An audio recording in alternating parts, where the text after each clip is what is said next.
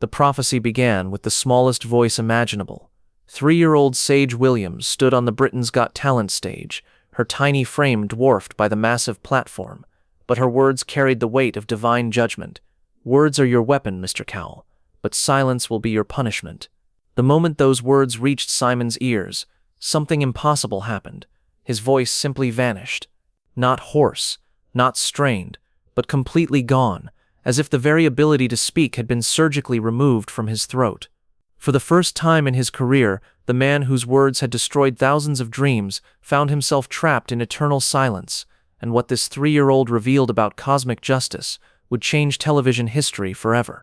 But to understand how a toddler's prophecy stripped Simon Cowell of the very weapon he'd used to build his empire, we need to go back to where this supernatural reckoning began. It was a muggy July afternoon at the London Palladium, and Britain's Got Talent was conducting what should have been routine summer auditions.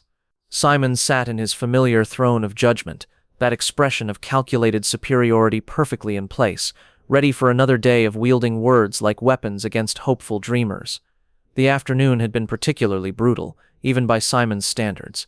He'd told a teenage singer she had the vocal range of a broken air conditioner, dismissed a dance troupe as an insult to rhythm itself, and suggested a comedian try mime instead. At least then we wouldn't have to hear your material. Each critique had been delivered with Simon's signature blend of surgical precision and sadistic enjoyment. The audience laughed, the cameras captured every devastating moment, and Simon basked in his role as entertainment's most feared executioner of dreams. "Next up," announced the production coordinator, "we have Sage Williams, age 3, from Bristol. She says she has an important message." Simon barely looked up from his notes. 3-year-olds with important messages usually meant garbled nursery rhymes, or incomprehensible babbling that would elicit obligatory ops from the audience. He prepared for 3 minutes of manufactured cuteness. But when Sage Williams walked onto that stage, everyone immediately sensed something was profoundly different. She moved with an ethereal stillness that was unsettling in someone barely out of diapers. Her white blonde hair seemed to glow under the stage lights, and her pale blue eyes held depths that appeared impossible for a 3-year-old. She wore a simple white dress that made her look like a tiny angel, but there was something about her presence that commanded absolute attention. "Hello there, little angel," Simon said, his voice taking on the patronizing tone he used for very young children. "What's your name?" "Sage Williams," she replied, but her voice carried no childish excitement or fear. It was steady, clear, almost otherworldly in its composure. "And you're 3 years old?" "Yes, Mr. Cowell. And I came here because the voices told me you need to learn about silence." Simon's eyebrow raised with amusement. Toddlers claiming to hear voices were common enough, usually meaning imaginary friends or cartoon characters. "Voices? And what do these voices tell you, Sage?" Sage tilted her head, studying Simon with an intensity that made him unconsciously shift in his chair. "They tell me about people who use words to hurt others, Mr. Cowell. They say words can be weapons, and weapons always have consequences." The studio audience was charmed by the articulate toddler, but Simon felt something else, a strange uneasiness that he couldn't identify. "That's very wise for someone so young, Sage," Simon said with his practiced smile. "And what else do these voices tell you?" Sage's expression grew serious, far too serious for a 3-year-old. "They tell me about you, Mr. Cowell.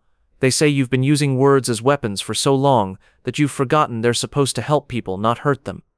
The audience was still finding this adorable, but Simon's smile was beginning to feel forced. "Is that so? And what do you think about that?" That's when Sage Williams delivered the prophecy that would change everything. "Words are your weapon, Mr. Cowell, but silence will be your punishment." The moment those words left her mouth, something impossible occurred. Simon opened his mouth to respond, probably with some witty comeback or gentle dismissal, but no sound came out. Not a whisper, not a breath, not even the slightest vibration. His voice was simply gone. Simon touched his throat, confused. He tried to clear it, tried to cough, tried to make any sound at all. Nothing. It was as if his vocal cords had vanished entirely. "The voices say you've used up all your word allowance, Mr. Cowell," Sage continued matter-of-factly.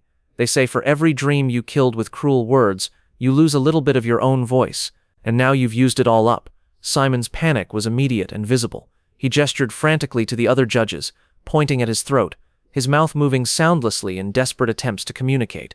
Amanda Holden looked concerned. "Simon, are you all right?" Simon tried to answer, but only silence emerged. His face was turning red with the effort of trying to speak. "He can't talk anymore," Sage explained helpfully.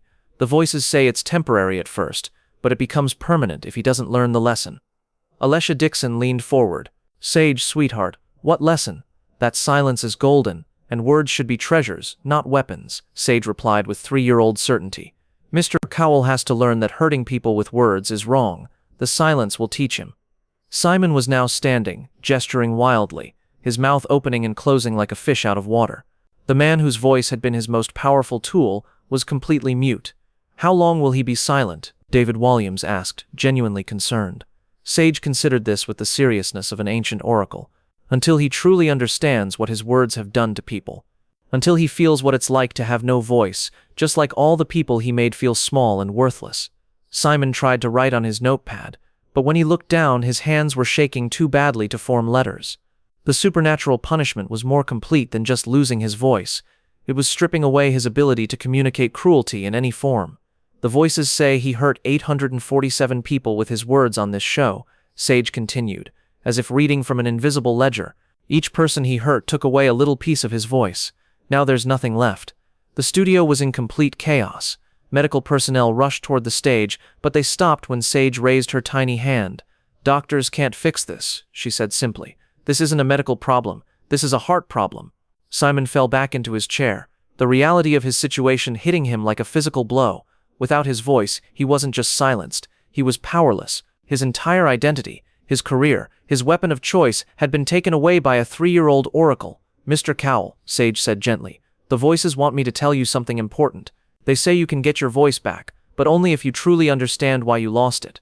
Simon gestured desperately, his eyes pleading for an explanation. "You have to feel what it's like to be voiceless, Mr. Cowell, just like all the people you made feel like their voices didn't matter. You have to sit in the silence and think about every person you hurt." For the next hour, while chaos reigned around him, Simon Cowell sat in complete silence. He couldn't critique, couldn't judge, couldn't deliver the cutting remarks that had made him famous. He was forced to simply listen as other acts performed, to experience the show from the perspective of someone who had no power to speak. It was torture for a man who had built his empire on words. 3 days later, Simon's voice had not returned. Doctors found nothing wrong with his vocal cords, his throat, or his respiratory system. He was perfectly healthy, except for his complete inability to make any sound. The show continued with guest judges, but it wasn't the same. Simon sat silently at the panel, his notepad his only means of communication, but even his written comments seemed to lack their usual venom. On the 7th day of his silence, something remarkable happened. Simon was sitting alone in his dressing room when he began to truly understand what Sage had meant. For the first time in his life, he was experiencing what it felt like to have no voice, no power to express himself, no ability to defend himself or make his thoughts known. He thought about every contestant he'd silenced with harsh words, every dreamer he'd made feel voiceless and worthless. He began to understand that his honest critiques hadn't just been about talent, they'd been about power, about making others feel small so he could feel big. That evening, Simon did something unprecedented. He wrote a letter, not to his lawyers or publicists, but to every contestant he could remember hurting over the years. Hundreds of letters, each one a genuine apology, each one acknowledging the pain his words had caused. When Sage Williams returned to the studio the following week, she looked at Simon with those impossibly wise eyes and nodded. "You're learning," she said simply. "The voices say your heart is getting quieter, which means your voice might come back, but it will be different now." She was right. When Simon's voice finally returned after 2 weeks of complete silence, it was indeed different, softer, more careful, more aware of its power. His critiques became constructive rather than destructive, honest but kind. The 3-year-old oracle had taught the entertainment world's most powerful voice that true strength comes not from the ability to silence others, but from knowing when to use your own voice wisely. Simon Cowell still judges talent shows, but he never forgot the lesson of the silence. And somewhere in Bristol, a little girl named Sage continues to hear voices that teach her about the power of words and the importance of using them to heal rather than harm. Because as she had prophesied with supernatural certainty, words are indeed weapons, but the most powerful weapon of all is knowing when to lay them down and embrace the wisdom of silence.